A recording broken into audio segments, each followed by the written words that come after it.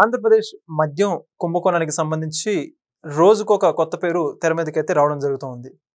మొన్నటి రోజున చూసుకుంటే రాజ్ రెడ్డి కావచ్చు, చాణక్య కావచ్చు, దిలీప్ కావచ్చు, ఇలా అనేక మందిని అరెస్ట్ చేసినటువంటి ఆంధ్రప్రదేశ్ పోలీసులు ఈరోజు చూసుకుంటే తాజాగా ఏదైతే ప్రత్యేక విచారణ కమిటీని ఏర్పాటు చేశారో ఆ సిట్ కొత్తగా మాజీ ముఖ్యమంత్రి అంటే జగన్మోహన్ రెడ్డి గారి కార్యదర్శిగా పనిచేసినటువంటి వ్యక్తి ధనుంజయ రెడ్డి గారి పేరును కూడా ఈ యొక్క మద్యం కుంభకోణం కేసులో చేర్చడం జరిగింది.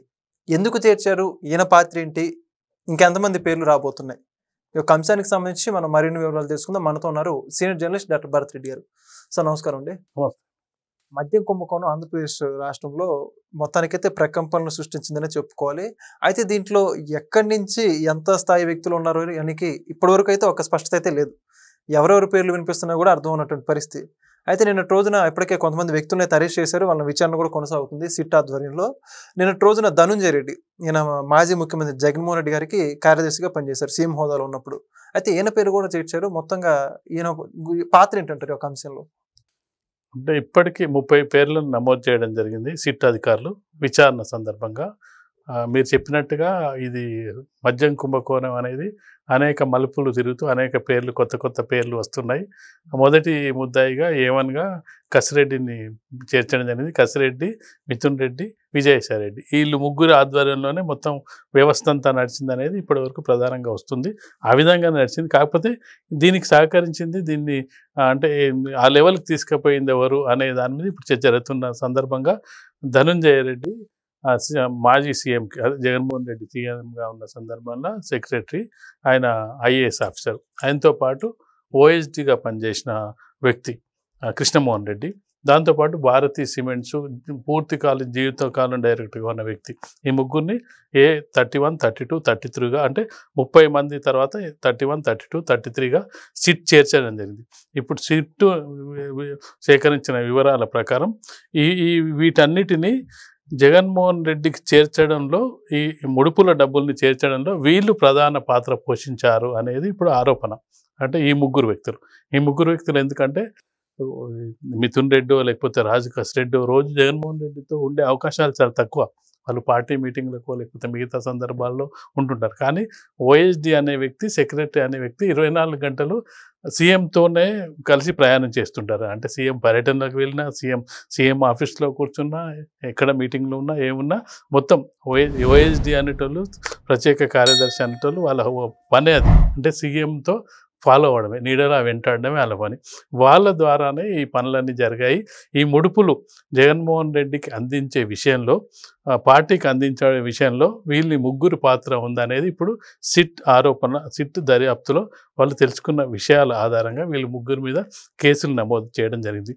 అంటే అయితే ఇక్కడి వరకు వచ్చిన తర్వాత ఈ ముడుపులు జగన్మోహన్ రెడ్డికి ఏ విధంగా అందాయి, పార్టీకి అందాయా, ఎవరి పేరు మీద అందాయి, ఎలా అందాయి అనేది నెక్స్ట్ అంటే ఆ క్రమంలో ఆ సంఖ్య మరింత పెరిగే అవకాశం ఉందా? ఇప్పుడు 33 దగ్గర ఏ 33 నిందితుడి దగ్గర ఆగిపోతుందా?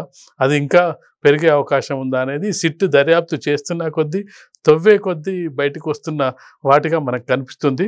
ఏది ఏమైనప్పటికీ మనకు కనిపిస్తున్నది అయితే ఒకటి మాత్రం, మొత్తం మూల సూత్రం ఎక్కడి నుంచి ప్రారంభమైందంటే కసిరెడ్డి, విజయసాయి రెడ్డి, మిథున్ రెడ్డి, ఇక్కడి నుంచి ప్రారంభమైంది.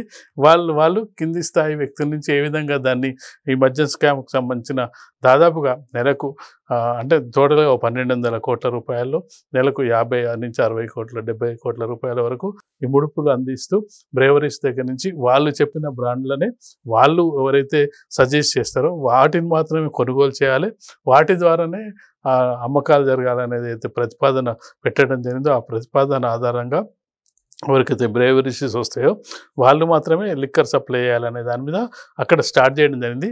అది మిథున్ రెడ్డి, విజయసాయి రెడ్డి, రెడ్డి అక్కడ ప్రారంభమైంది. నెక్స్ట్ లెవెల్కి వెళ్ళాలంటే వీళ్ళందరి సహకారంతో నెక్స్ట్ లెవెల్కి వెళ్ళే ప్రయత్నంలో భాగంగా సిట్టు ఇవన్నీ గుర్తిస్తుంది. అంటే పూర్తి స్థాయి విచారణ అయిపోయేటప్పటికి ఇంకా ఎంతమంది పేర్లు వస్తాయి, ఫైనల్గా జగన్మోహన్ రెడ్డి పేరు ఎంతవరకు వస్తుంది, అసలు ఉంటుందా లేదా అనేది సిట్ దర్యాప్తులో మరిన్ని విషయాలు తెలిసే అవకాశం అయితే కనిపిస్తుంది. ఓకే, మరి చూసుకుంటే సార్ ఇప్పటివరకు మీరు చెప్పినటువంటి పేర్లు ఇవన్నీ కూడా సిట్ జస్ట్ A33 పేర్లు మాత్రం నమోదు చేస్తుంది. మరి భవిష్యత్తులో వీళ్ళ మీద ఏమైనా చర్యలు తీసుకునే అవకాశం ఉందంటారా, లేదా విచారణ చేసి పంపిస్తుంటారా? అంటే విచారిస్తున్న సందర్భంలో వీళ్ళది ఎంతవరకు పాత్ర ఉంది, మెయిన్ సూత్రధారులు ఎవరు, అందరూ కేసులో ఇన్వాల్వ్ అయిన వాళ్ళందరికీ కూడా శిక్షలు అనేది కోర్టుకు సబ్మిట్ చేసే ఆధారంగా కోర్టు నిర్ణయించే అవకాశం ఉంది. వీళ్ళు ఛార్జ్ షీట్ నమోదు చేసి వీళ్ళ పాత్ర ఇంతవరకు ఉంది అనే దాని మీద శిక్షలు ఖరారయ్యే అవకాశం ఉంటుంది. అంటే వీళ్ళ నుంచి మరిన్ని వివరాలు ఏమన్నా వస్తాయా, మరింత సమాచారం ఏమన్నా వస్తుందా, అంటే అసలు ఎవరు, అసలు ఇది స్టార్ట్ చేయాలని అనుకున్నది ఎవరు, అది ఫైనల్గా ఎవరి వద్దకు ఈ డబ్బులు చేరాయి అనే క్రమంలో ఈ 33 దగ్గర దాకా ఆగడం జరిగింది. వీళ్ళని విచారించే సందర్భంలో మరిన్ని విషయాలు బయటకు వచ్చే అవకాశం ఉంటుంది. అంటే ఇప్పుడు 33 దాకా ఎందుకు వచ్చిందంటే, ఆ కసిరెడ్డి చెప్తున్న పేర్ల ఆధారంగా కొన్ని విజయసాయి రెడ్డి కొన్ని లీక్ చేస్తూ, అంటే ఒక్కొక్కరు లీక్ చేస్తారు, సిబిఐ కొంత అనుమానం వ్యక్తం చేసిన వాళ్ళ మీద నమోదు చేయడం, వీటన్ని ఆధారంగానే కేసులు నమోదు అవుతున్న క్రమంలో వీళ్ళు మరిన్ని పేర్లు బయట పెడతారా, లేకపోతే ఇక్కడితోటి ఆగి అంటే ఈ 33 మందిలోనే ఇదంతా జరిగిందా, ఈ ట్రాన్సాక్షన్స్ అంతా జరిగిందా అనేది కూడా సిట్ దర్యాప్తులో పూర్తి స్థాయి వెళ్ళిన తర్వాత దీన్ని మొత్తం సిట్ బృందం మొత్తం కోర్టుకు సమర్పించాల్సి ఉంటుంది. ఎవరి పాత్ర ఎంతవరకు ఈ పాత్ర ఉంది, ఫైనల్గా ఏ స్టేజ్కి ఎవరు తీసుకెళ్లారు అనేది టోటల్ ఇన్వెస్టిగేషన్ అయిపోయిన తర్వాత కోర్టుకు సమర్పించిన తర్వాత ఎవరెవరు దోషులు నిందితులు వాళ్ళని కోర్టుకు సబ్మిట్ చేయాల్సి ఉంటుంది. అరెస్టులు చేయాల్సిన వాళ్ళని అరెస్టులు చేసే క్రమం అయితే సిట్ తీసుకొని కోర్టుకు సబ్మిట్ చేస్తుంది. అప్పుడు పూర్తిగా వివరాలు అయితే బయటకు వచ్చే అవకాశం ఉంటుంది. Thank you sir. Please subscribe to Leo News for more videos.